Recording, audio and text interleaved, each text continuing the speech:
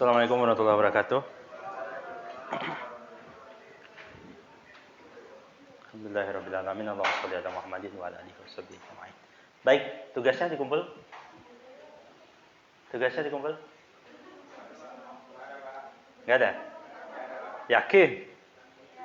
Oh, ya sudah, betul berarti. Baik, hari ini kita mau ngapain?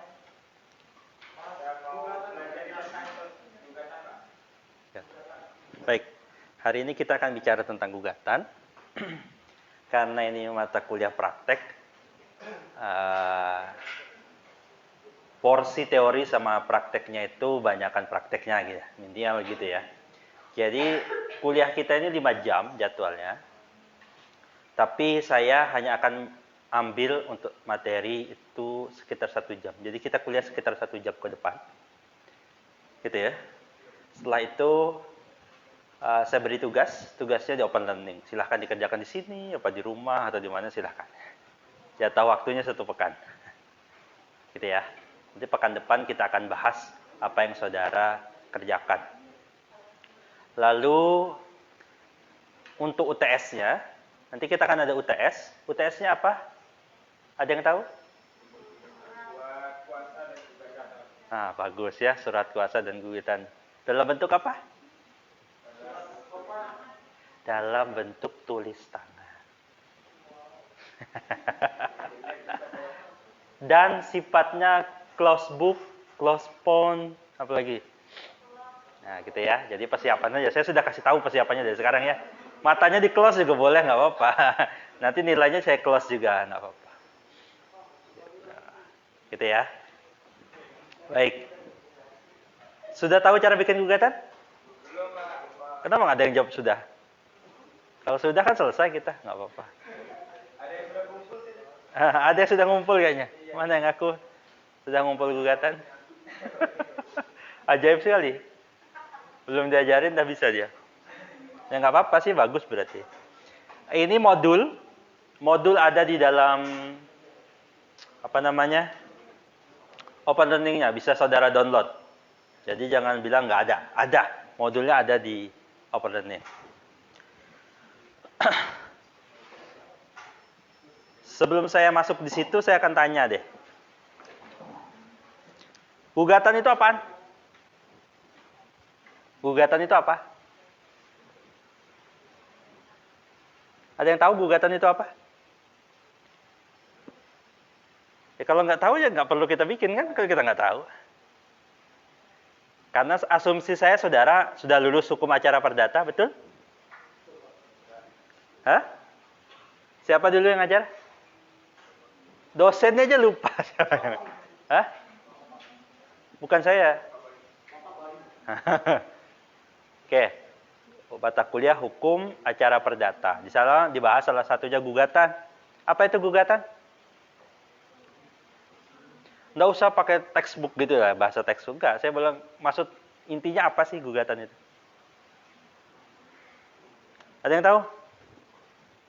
Apa sih gugatan itu? Buat apaan? Ya.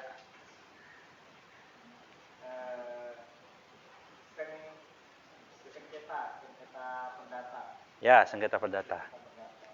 Ya, ada. Permasalahan-permasalahan dari kedua belah pihak. Oke, kedua belah pihak. Oke. Dari salah satu pihak yang dirugikan. Oke. Pasti rugi dia? Ya, pasti.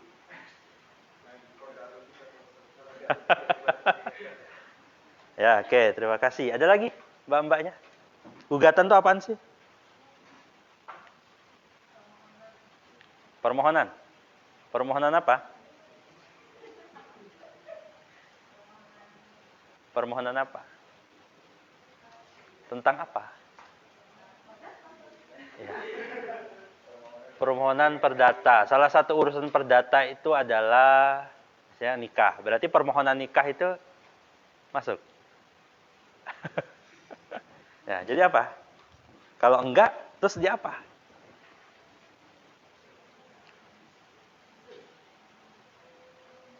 Gimana? Gugatan itu apaan?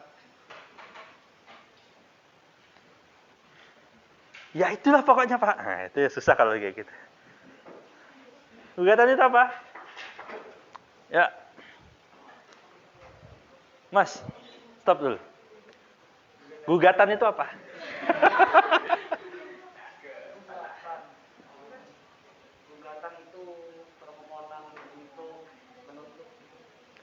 Oke, satu jawaban. Silakan duduk. Gugatan itu apa? Stop dulu. Gugatan itu apa? Permohonan yang ingin digugat sekarang. Oke, silakan duduk dulu. Saya butuh jawaban aja. Gugatan itu apa? Permohonan untuk menggugat seorang ya, silakan. Itu jawaban dari tadi kata-kata permohonan dan sebagainya. Ada lagi nggak? Ada yang bilang, oh bukan gitu Pak. Gugatan itu surat tanah Pak, misalnya gitu. Apa gugatan itu? Saya mau katakan bahwa kalau ada menggunakan istilah tadi gugatan adalah permohonan, maka jawabannya salah. Tetot.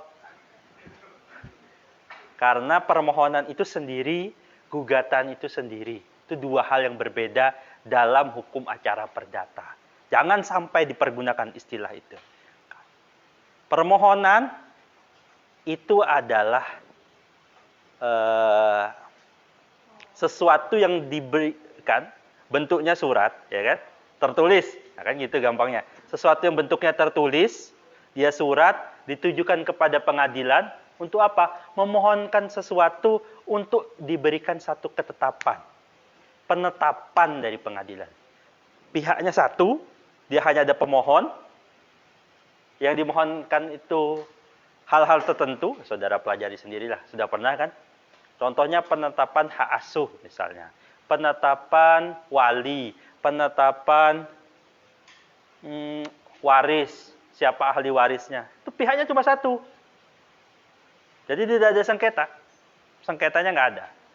Buahnya apa? Buahnya nanti hakim akan melahirkan yang disebut penetapan pengadilan. Oke. Itu totally different. Sama gugatan. Gugatan, tadi ada yang bilang, dia sengketa. Sengketa itu berarti pihaknya lebih dari satu. Tidak harus dua. Bisa tiga, bisa empat, bisa lima. Sidang terbanyak itu saya pernah tergugatnya itu sekitar 20. Penggugatnya ada 6. Nah, gitu. Jadi yang pernah saya, nggak tahu di tempat lain. Itu salah satu yang pernah saya jadi kuasanya di salah satu. Saya masih ingat waktu itu saya tergugat 8. Mau sepanjang gugat itu. Sampai orang sekian. Pihaknya bukan cuma 2 gitu ya. Intinya ada pihak yang bersengketa. Yang namanya penggugat, yang satu namanya tergugat. Atau nanti ada pihak lagi namanya turut tergugat. Itu ikut-ikutan saja, turut tergugat. Pihaknya lebih dari satu. Ada sengketa di dalamnya. Yang ketiga, ujungnya itu bukan penetapan. Ujungnya apa? Kalau gugatan? Hakim akan mengeluarkan apa kalau hasil dari gugatan itu? Kalau permohonan, nanti hasilnya adalah penetapan. Ditetapkan di permohonan itu disetujui atau tidak. Tapi kalau gugatan, oke. Mas siapa namanya Mas? Mas Rifki.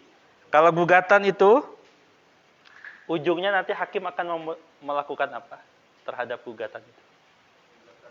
Buahnya hasil dari gugatan itu apa? Kalau putusan. Oke, terima kasih. Jawabannya putusan. Putusan pengadilan. Hasilnya namanya putusan pengadilan. Oke? Clear sama di sini? Ingat-ingat kembali. Saya tidak banyak mengulang, hanya mengulang. Saya tidak akan ngasih slide-nya, kasih apa. Ada jawaban landing sih ada. Tapi kan saya berasumsi saudara sudah selesai dengan hukum acara perdata. Oke. Ada pertanyaan? Nggak ada. Ya. Jadi kalau saya bisa selesaikan setengah jam, saya selesaikan setengah jam. Kayak gitu. Intinya makin cepat pulang kan? Baik. Ya, silakan. Hati-hati.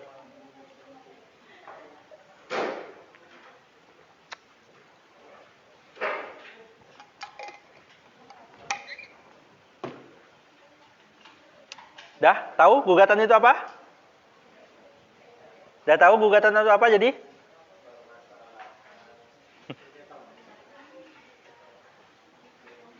Jadi apa itu gugatan? Suatu surat yang diberikan kepada ketua pengadilan untuk mendapatkan suatu putusan. Oke, itu kesimpulan saudara. Silakan disimpulkannya dari tadi apa yang kita jelaskan.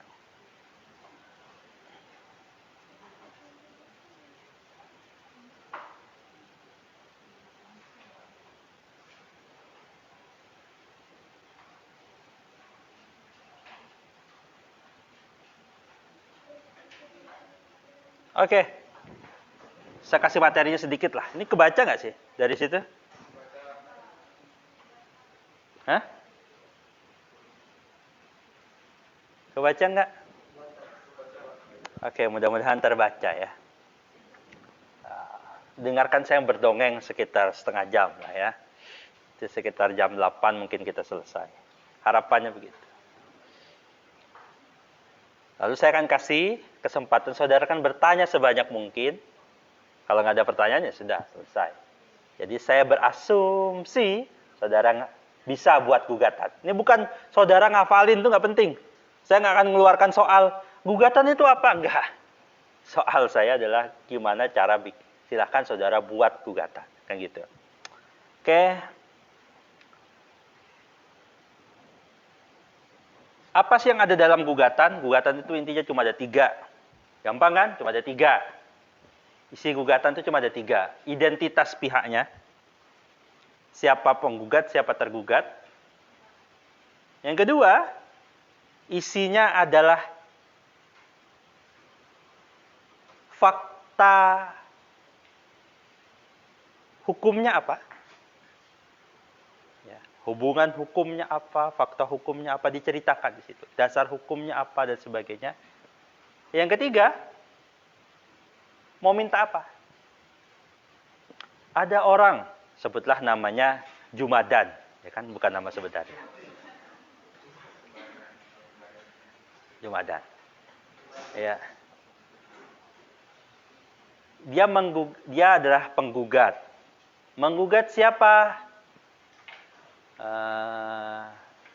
Menggugat seorang perempuan. Namanya siapa Jumadan? Siapa tergugatnya? Anggap sajalah namanya adalah Sally. Oke. Jadi penggugatnya Jumadan, tergugatnya Sally. Isinya cerita, identitas pihaknya siapa, dan gini, di mana dia tinggal, usia berapa dan sebagainya. Kenapa itu penting? Ya karena penting gugatannya ditujukan ke alamat siapa. Kalau usia, kenapa itu penting usianya? Karena beda nanti apakah dia sudah cukup umur atau tidak. Ya. Jangan-jangan Jumadan ini melakukan urusan hukum tadi dengan seseorang di bawah umur. Itu berbeda dengan yang sudah punya kecakapan dalam bertindak ketika dia sudah dewasa. Lalu itu pertama ya, identitas para pihak. Ceritanya cuma itu, cuma identitas para pihak. Formatnya ada, contek aja formatnya. Gitu. Saya selalu bilang, contek aja formatnya ada di sana. Dalam gugatan tuh silahkan mencontek apapun. Tidak perlu diuji turnitin soalnya. Lalu yang kedua, cerita. Ini kasusnya tentang apa? Oh, nanti Jumadan akan cerita bahwa pada tanggal 10 Agustus 2001 bahwa Jumadan itu pernah meminjamkan uang kepada Sally besarnya sekian. Lalu jaminannya sekian.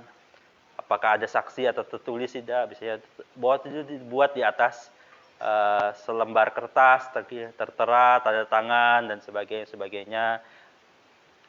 Lalu dalam perjanjian itu wajib mengembalikan pada tahun 2020. Jadi perjanjiannya 2002 misalnya sampai 2020. Sekian tahun namanya. Gitu. Lalu sampai tahun yang ditetapkan 2020 si Sally tidak mau mengembalikan uang yang sudah dipinjamnya dahulu. Gitu. Bahwa tindakan tidak mengembalikan sudah diberi waktu, lalu Jumadan juga telah memberikan somasi, pemberitahuan, pengingatan, somasi 1, somasi 2, somasi 3, tidak juga dikubris oleh Sally, maka tindakan Sally menurut Jumadan tadi ditulis telah melanggar pasal sekian yang biasa disebut dengan wan prestasi. Oleh karena itu, atas tindakan Sally bahwa Jumadan telah menderita kerugian sekian.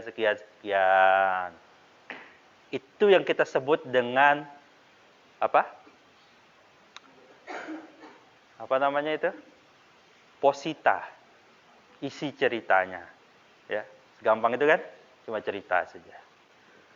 Lalu di akhir namanya petitum. Petitum itu apa? Apa yang diinginkan oleh Jumadan.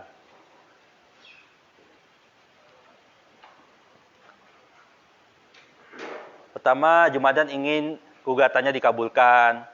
Yang kedua, Jumadan ingin hakim menghukum Sally untuk membayar sekian. Terus sekian, lalu begini. Intinya begitu. Lalu di akhir, demikian ditandatangani. Dah, mudah kan? Dah ngerti? Sudah bisa bikin?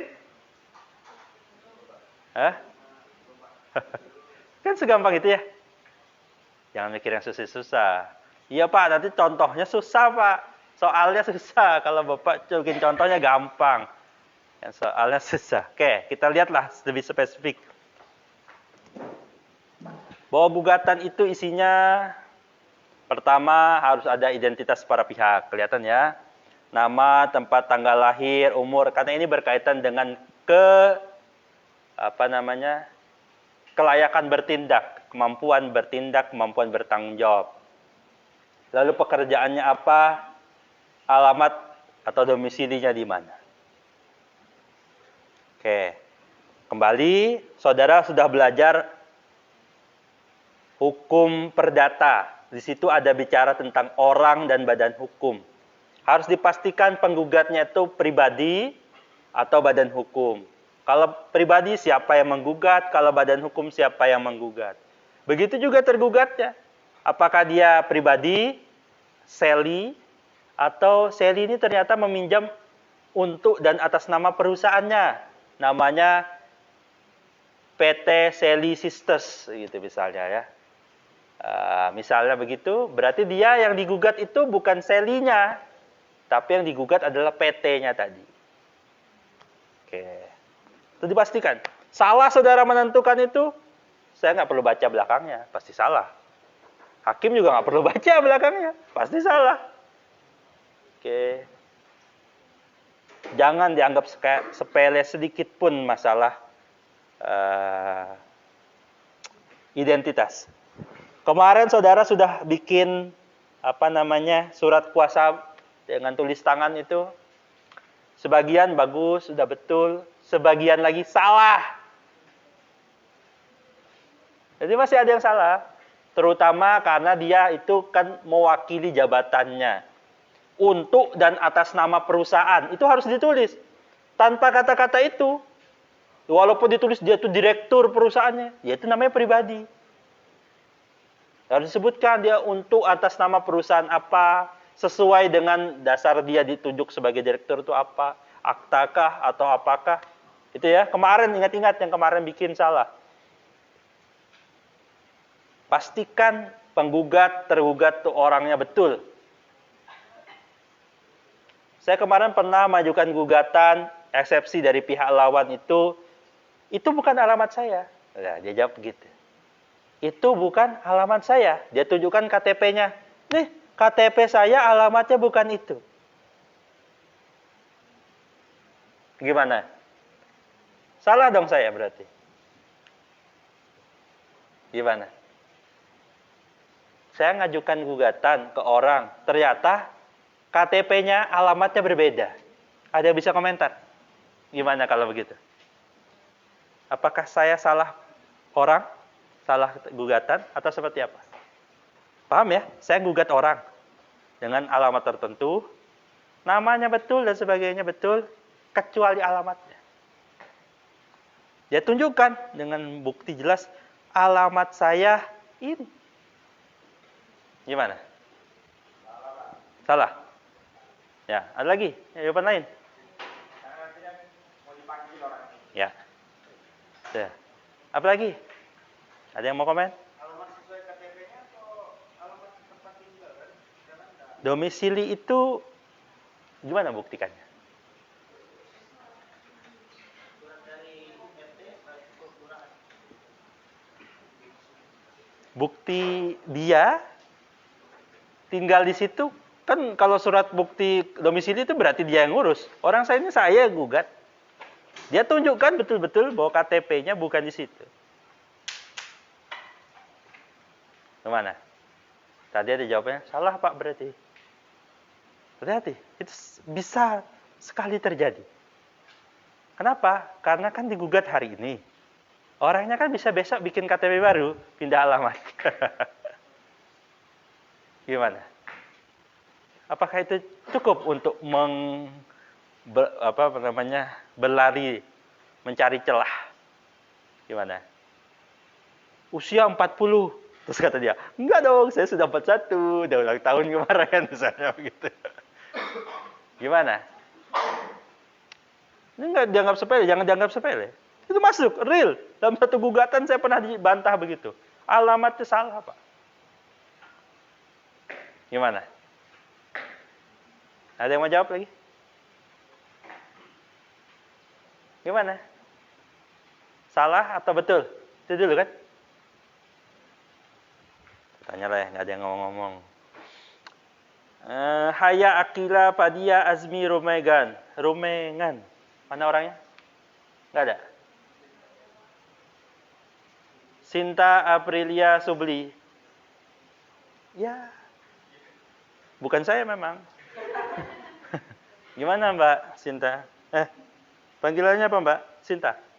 Oke. Lahirnya bulan Juli ya Mbak? Kan ini April. Hah? Bulan April ya?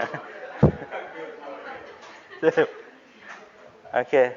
Saya pernah punya teman, dia orang Sunda, namanya Yuli Yulia.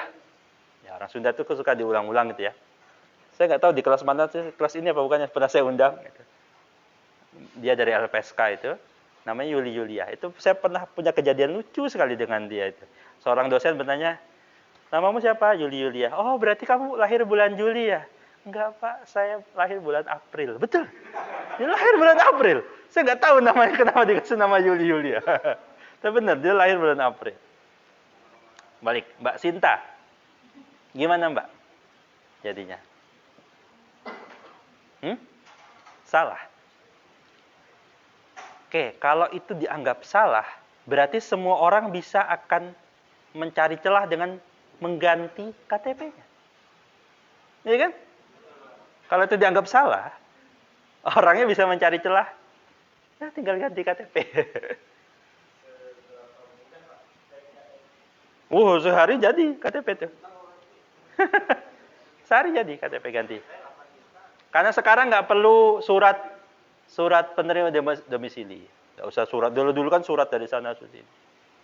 Itu pakai cara resmi ya, belum lagi cara curang ya. Sejam jadi.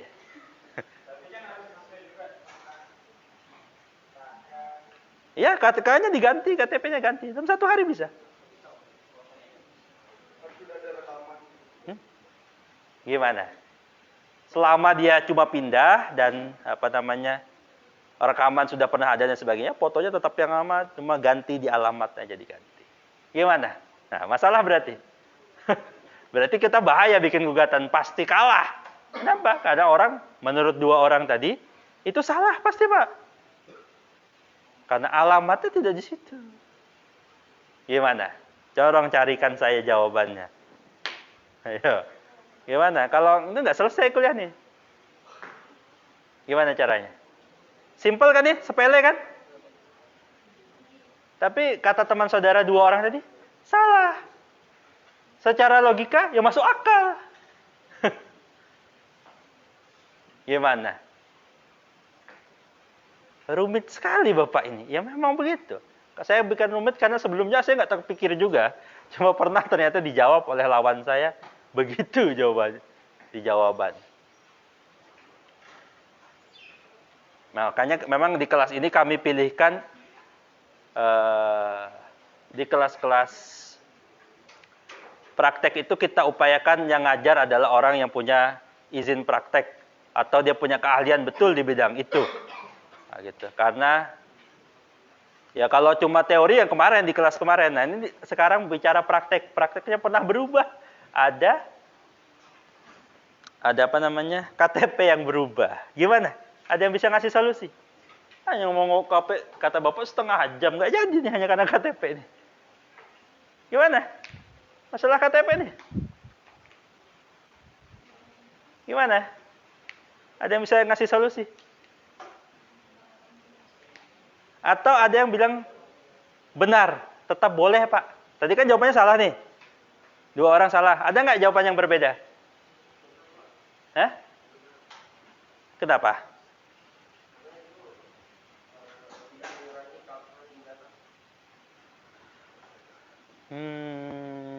Ya itu ada jawaban, tidak mengurangi keabsahannya. Tapi kan itu bukan identitas dia. Bisa jadi ada orang bernama yang berbeda di tempat yang berbeda. Gimana? Ada lagi yang bisa menguatkan mungkin menyelamatkan diri kita kalau kita bikin gugatan? Siapa lagi deh? Danul Afrishad. Ya, gimana Mas? Gimana caranya menyelamatkan kita? Kasus kita ini kita selamatkan gimana caranya? Dengan dia merubah KTP-nya.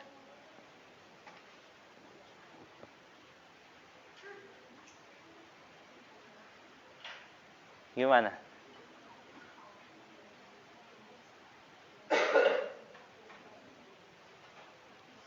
Gimana? Ada ide? Atau pas? Pas? Lambaikan tangan? Saya tak kuat Pak, sanggup. Gimana? Pas, oke. Rosa Abi Heriana. Rosa, where are you? Oke. Gimana Mbak Rosa? Gimana? Hah? Atau pas? Pas, Pak, pas. Hah?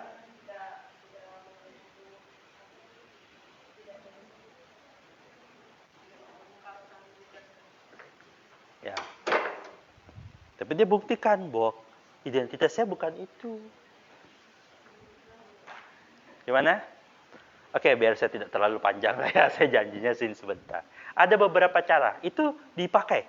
Dulu ya, itulah cara yang digunakan oleh seorang lawyer itu dalam membela apapun itu. Ada teknik-teknik celah hukum seperti itu. Dia bagus menggunakan celah, di KTP-nya udah ganti Pak. Tapi kita bisa kunci dengan beberapa hal.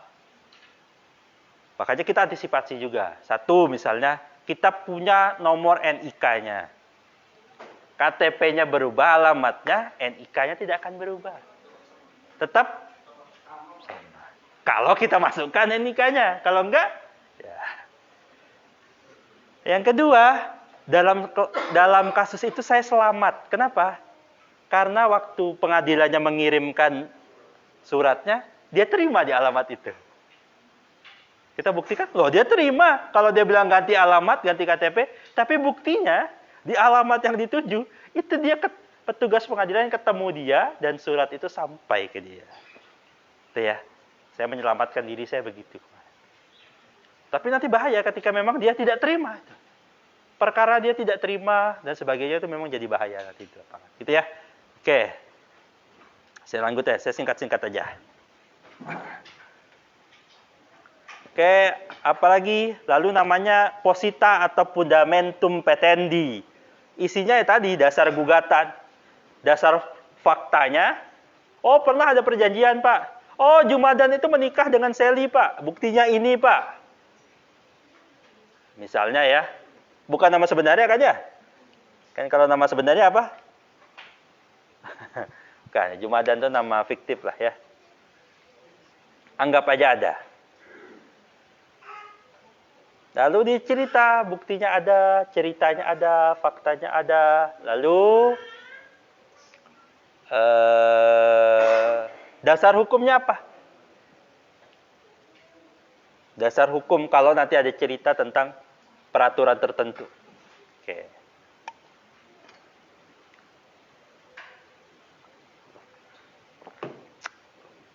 Terakhir. Oke, ini saya tambahin sedikit ya. Nih, dia bagus menerangkan bahwa pertama objek perkaranya itu apa? Ini kasus apa sih? Jual beli kah? Masalah puan prestasi kah? Masalah PMH kah? Kasus cerai kah? Gugatan waris kah? Kita tulis di atas. Biar hakimnya ngeh. Oh ini, sebelum baca itu, hakimnya ngeh. Lalu fakta hukumnya apa? Peristiwanya seperti apa? Hubungan hukumnya apa? Oh yang penggugat dan tergugat apa hubungan hukumnya? Kalau nggak ada hubungan hukum apa-apa ya ngapain? Hubungan hukumnya mungkin dia perjanjian kah? Mereka menikah kah? Ada hubungan hukum yang nanti saudara pelajari lagi dalam perikatan di undang-undang hukum perdata itu. Ada perikatan namanya perbuatan melawan hukum. Perbuatan melawan hukum itu perikatan. Dia terikat, dia punya hubungan hukum. Hubungan hukum apa? Pelanggaran itu. Saudara ditabrak mobilnya. Pidana kena, iya. Tapi saudara punya kerugian, mobil saudara ditabrak misalnya, itu hubungan hukum. Hubungan hukum berupa perbuatan melawan hukum yang menimbulkan suatu kerugian. Oke. Lalu kita sebutkan kualifikasi perbuatan tergugat itu apa. Makanya penting kemarin dalam kuasa kita bilang, oh ini puan prestasi Pak, oh ini PMH Pak. Dua hal yang berbeda. Salah saudara menceritakan itu, salah ceritanya. Apakah ini perbuatannya puan prestasi? Oh ini perbuatannya sudah memenuhi syarat untuk jatuh talak misalnya. Oke. Lalu disebutkan uraian kerugian, tidak harus ada. Misalnya kasus-kasus tertentu yang nggak ada kerugiannya. Apa contohnya? Pernikahan, cerai. Bisa jadi nggak ada kerugiannya. Karena sakit hati itu kan bukan kerugian yang bisa dihitung. Kenapa kamu menceraikan suamimu? Karena ternyata suami saya itu Bapak Majelis Hakim yang mulia, lebih suka kepada laki-laki dibanding perempuan misalnya. Saya dikasih nafkah Pak, dikasih uang, dikasih rumah, dikasih itu. Cuma masalahnya Pak dia nggak suka sama saya, suka sama cowok misalnya. Ya, itu keuntungannya malah banyak kan Pak ya, dapat banyak. Tapi nggak bisa dipertahankan rumah tangganya. Kenapa? Karena tidak bisa dibangun suatu pernikahan yang harmonis karena ternyata tidak berdasar suatu hubungan yang sehat. Oke, begitu. Yang terakhir, ini penting. Saudara harus bisa pastikan apa yang dalam cerita itu yang nanti nyambung dengan apa yang saudara minta. Pak, rumah tangga kami itu baik-baik saja, suami saya baik dan sebagainya. Dia cerita baik. Walaupun dia mukulin saya maafin Pak, saya cabut laporannya misalnya.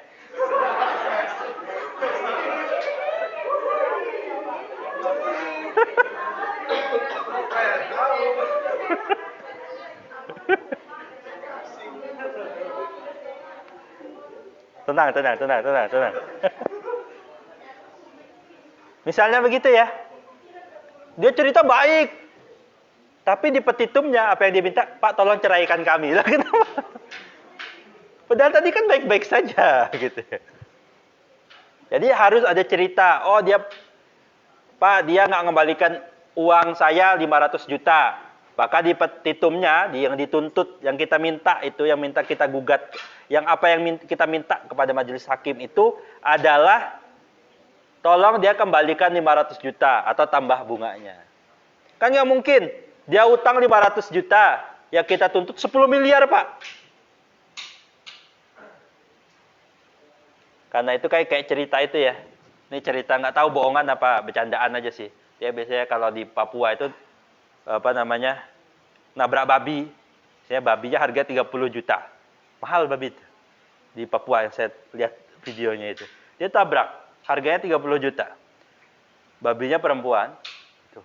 Dia bilang ganti rugi Pak, ini 500 juta. Kenapa? Ini babi ini 30 juta Pak, tapi kan nanti bisa dia hamil, dia punya anak sekian, total segitu. Ini agak repot. Dia ceritanya gitu. Dia minta memang nuntutnya gitu. Ini kalau punya anak kan nanti dapat sekian Pak. Saya rugi Pak, nggak bisa babi saya nggak bisa hamil gitu. Misalnya cerita gitu. Tapi itu kan tidak bisa jadi landasan untuk ngeklaim dalam petitumnya minta 500 juta. Oh, mungkin utangnya 50 juta. Boleh nanti ada hitungan bunga atau hitungan apa namanya? Utangnya 50 juta, Pak, tapi itu tahun 90. Kalau saya minta 50 juta juga di 2022 ini, Pak. Rugi, Pak. Jadi pakai perhitungan kurs kurs mata uang ya. Nilai mata uang dan sebagainya dikonversi sekian. Oh, itu cocoknya jadinya sekian ratus juta, Pak. Nah, gitu. Masih boleh. Asal kita bisa buktikan itu. Jadi intinya para pihak ceritanya dan apa yang dituntut itu punya garis yang sinkron. Selama itu tidak sinkron, pasti akan ditolak. Ya. Gampang kan? Gampang, Pak. Sip.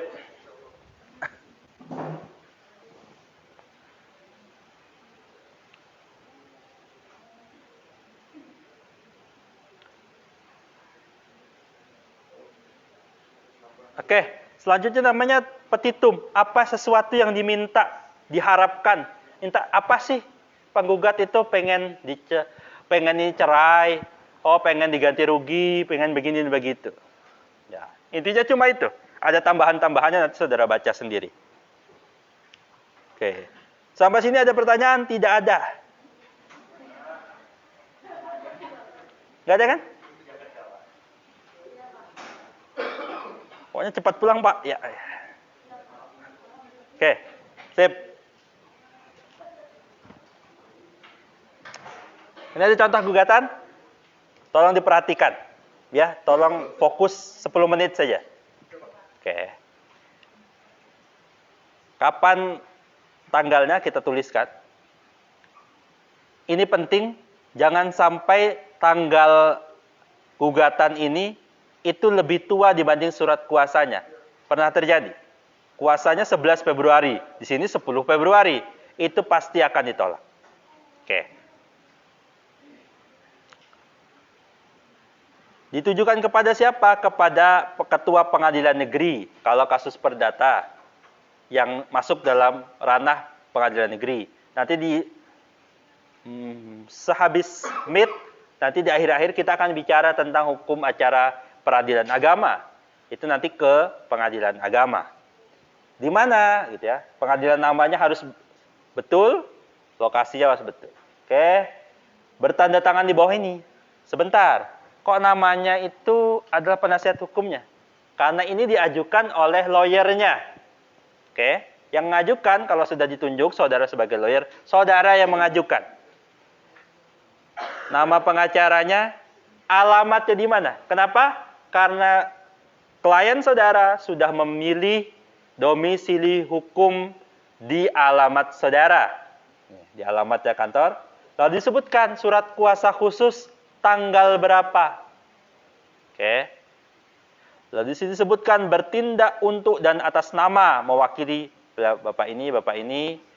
Selanjutnya disebut penggugat kalau satu, lebih dari satu para penggugat. Dengan ini mengajukan gugatan melawan. Siapa lawannya? Oh, ini pribadi juga. Pekerjaannya ini, alamatnya di sini. Selanjutnya disebut sebagai tergugat. Sampai titik ini adalah identitas para pihak. Lanjut ke posita. Adapun mengenai duduk perkaranya, walaupun orangnya berdiri ya dia tetap duduk perkara. Bahwa penggugat adalah ini walaupun menurut KBBI nggak terlalu bagus orang hukum, tapi ikuti aja lah gitu. Dia pasti kata-kata depannya bahwa. Banyak kata-kata hukum itu nggak menurut KBBI, menurut ejaan yang di apa namanya? Sekarang tuh ejaan apa namanya? Ejaan terbaru? Bukan ejaan yang disempurnakan lagi, EYD. Ada ejaan barunya. Baru-baru aja berapa tahun ini. Apa nama istilahnya? Saya lupa. Ejaan baru itu mungkin salah tapi ikuti saja. Bahwa ahli waris di mana penggugat bersama bla bla bla bla memiliki sebidang bangunan tanah yang tak terpisahkan. Alamat tanahnya di mana? Di Malang, gitu ya. Sebelah utaranya diceritakan di mana sebagainya. Contoh aja. Lalu tanah itu telah diterbitkan sertifikat bla bla bla bla. Lalu telah diadakan perubahan sebagai waris karena terjadi almarhum diturunkan warisnya. Oke, ahli warisnya ini. Saya sepintas-pintas saja. Bahwa sekarang kan fakta-faktanya dicerungkapkan. Runut sebut ditempati oleh tergugat. Jadi yang nempati itu tergugat sejak tahun 70 hingga sekarang. Bahwa tergugat menempati rumah tersebut tanpa persetujuan maupun pembicaraan dahulu dengan almarhum orang tuanya para penggugat. Berarti ini bisa kita simpulkan perkara apa? Hah? Perkara perdata. Betul, Pak? Betul, ya memang. Oke. Tanpa permisi ya, kadang bahasa-bahasanya lawyer itu macam-macam lah ya. Ini lawyernya agak lebay. Dengan kata lain tanpa permisi dari almarhum maupun dari para penggugat. Bahwa selama ditempati tiba-tiba mengirimkan uang sewa kepada almarhum maupun bla bla bla bla. Tuh, tanpa perjanjian sewa tertulis maupun tertulis dan sebagainya.